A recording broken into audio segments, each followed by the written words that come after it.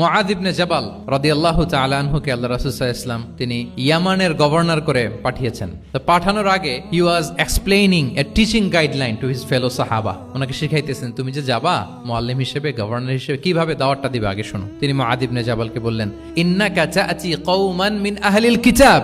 হে মুআয, জেনে রাখো এমন একটা এলাকায় তোমাকে পাঠাচ্ছি তারা কিন্তু আহলে কিতাব, মানে তারা হচ্ছে Jewish and Christian community, they are not Muslim, তারা কিন্তু ইহুদি খ্রিস্টান ওখানে। সো তুমি কিভাবে দাওয়াত দিবা? ফাদউহুম ইলা শাহাদাতি আন লা ইলাহা ইল্লাল্লাহ আন্না মুহাম্মাদুর রাসূলুল্লাহ। প্রথমে তাওহীদের দাওয়াত দিবা। আওয়াজ করে বলেন, প্রথমে দাওয়াত হবে কিসের?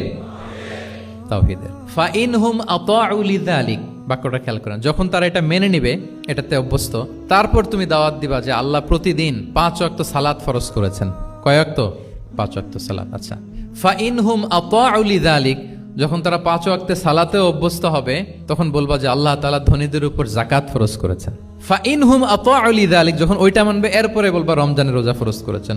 সুবহানাল্লাহ, সুবহানাল্লাহ, আল্লাহু আকবার। তাহলে ধাপে ধাপে দেখেন, এই যে টিচিং গাইডলাইন তিনি দিচ্ছেন ওনার ফেলো সাহাবাকে, ফেলো কম্প্যানিয়নকে, যে তুমি ইয়ামানে যে একবারে সব বিধান তুমি যা জানো মনে করো না যে সবাই ওইটা মানবে। তারা জুইশ, তারা খ্রিস্টিয়ান, একটু একটু করে তাদেরকে দাওয়াত দিতে হবে। তাহলে গ্রাজুয়ালিটি, পাঠদান পদ্ধতির একটা অন্যতম বিষয় হচ্ছে কি গ্রাজুয়ালিটি, মানে ধাপে ধাপে ধীরে ধীরে অল্প অল্প করে বোঝানো।